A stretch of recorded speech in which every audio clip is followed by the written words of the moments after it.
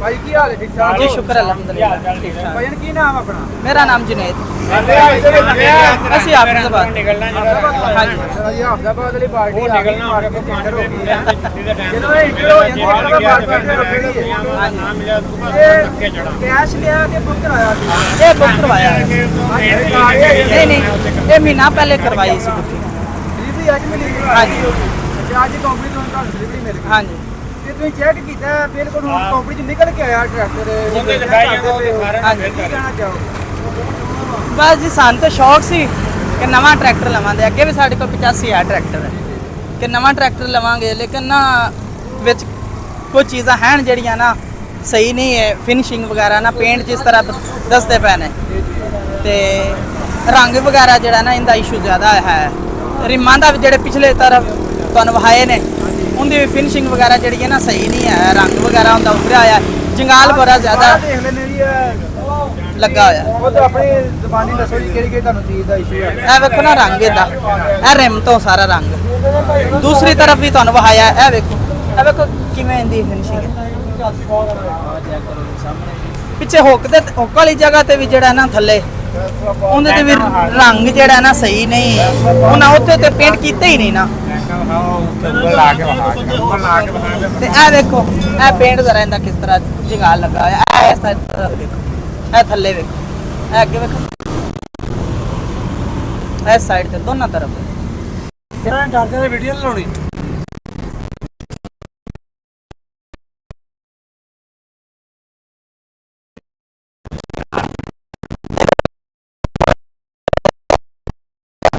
ਕਿਵੇਂ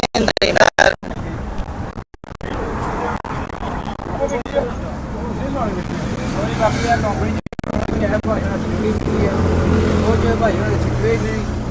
ਛੋਟਾ ਛੋਟਾ ਜਿਹੜਾ ਕੰਮ ਆ ਕੰਪਨੀ ਨੂੰ ਲਾਜ਼ਮੀ ਰੇਟ ਤੇ ਤਵੱਜੋ ਦੇਣੀ ਚਾਹੀਦੀ ਹੈ। ਐਡਾ ਕੋਈ ਵੱਡਾ ਕੰਪਨੀ ਬਸ ਇਹਨੂੰ ਤਵੱਜੋ ਦੇਣ ਦੀ ਗੱਲ।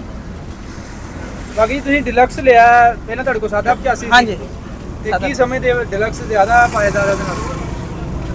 ਅਜੇ ਤੇ ਚਲਾਇਆ ਹੁਣ ਚਲਾਵਾਂਗੇ ਨਾ ਤੇ ਫਿਰ ਪਤਾ ਲੱਗੇਗਾ ਇਹ ਇਹਦੇ ਤੇ ਉਹਦੇ ਕੀ ਫਰਕ ਹੈ, ਕੀ ਪਾਇਆ ਜਾ ਰਿਹਾ। ਬਸ ਨਵਾਂ ਮਾਡਲ ਹੈ ਤੇ ਚੇਂਜ ਕਰਨਾ ਚਾਹੁੰਦੇ ਸੀ ਅਸੀਂ। 85 ਦੂਸਰਾ ਸੇਲ ਕਰਤਾ ਜੀ? ਨਹੀਂ ਨਹੀਂ ਕੋਲ ਹੀ ਹੋ। ਦੋਵੇਂ ਚਲਾ ਰਹੇ? ਹਾਂਜੀ ਤੇ ਕਿੰਨੀ ਕਰ ਰਹੇ ਜ਼ਮੀਨਦਾਰਾਂ ਕਿੰਨਾ? ਆਪਣੇ ਕੋਲ ਰਕਬਾ ਹੈ ਜਿਹੜਾ ਨਾ ਤਕਰੀਬਨ ਮੁਰੱਬਾ ਕੋ ਹੈ। ਹਾਂਜੀ ਚਾਪਰ ਚੂਪਰ ਤੇ ਵੀ ਚਲਾ ਰਹੇ ਹੋ? ਨਹੀਂ ਚਾਪਰ ਤੇ ਅੱਛਾ ਫਿਸ਼ ਫਾਰਮ ਨੇ ਤੇ ਉਹਨਾਂ ਤੇ ਬਲੇਡ ਦਾ ਕੰਮ ਜ਼ਿਆਦਾ ਹੈ ਸਾਡਾ। ਤੇ ਕਿੰਨੇ ਜੇ ਬੁੱਕ ਕਰਾਇਆ ਸੀ? ਇਹ 37 ਲੱਖ 60 ਹਜ਼ਾਰ। ਪੁਰਾਣੇ ਰੇਟ ਤੇ? ਹਾਂਜੀ ਤੇ ਮਾਸ਼ਾਅੱਲਾ ਪੁਰਾਣੇ ਰੇਟ ਤੁਹਾਨੂੰ ਡਿਲੀਵਰੀ ਮਿਲ ਗਈ। ਹਾਂਜੀ ਹੁਣ ਜਿਹੜਾ ਹੋ ਗਿਆ 40 ਲੱਖ ਮੇਰੇ ਲੱਖ 41 ਲੱਖ। ਹਾਂਜੀ 41 ਲੱਖ ਰੇਟ ਬੜੇ ਵੱਧ ਗਏ। ਕੀ ਕਹਿਣਾ ਚਾਹੋਗੇ ਜਿਹੜੇ ਰੇਟ ਵੱਧ ਗਏ?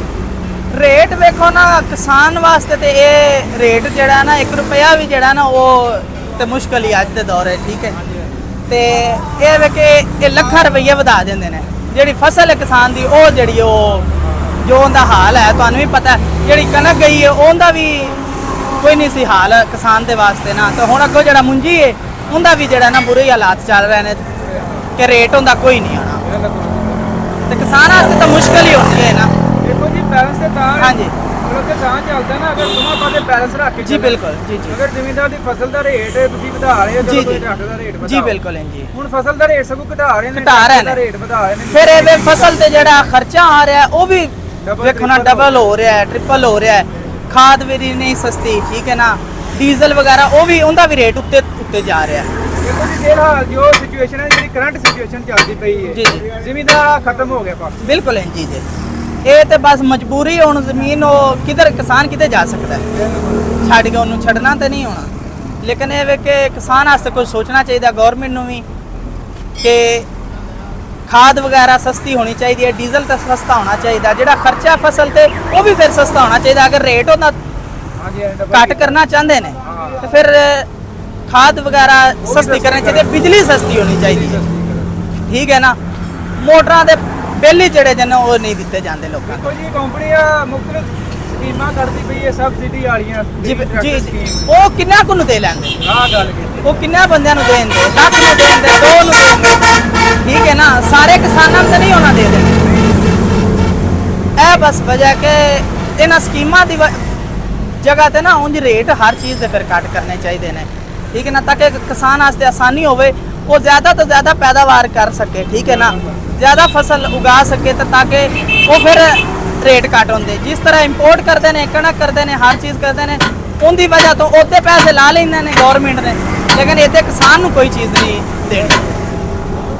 ਬਾਕੀ ਜੀ ਅਗਰ ਤੇ ਜਿਹੜੀਆਂ ਸਕੀਮਾਂ ਕਰਦੇ ਪਏ ਨੇ ਉਹੀ ਬਜਟ ਇਹ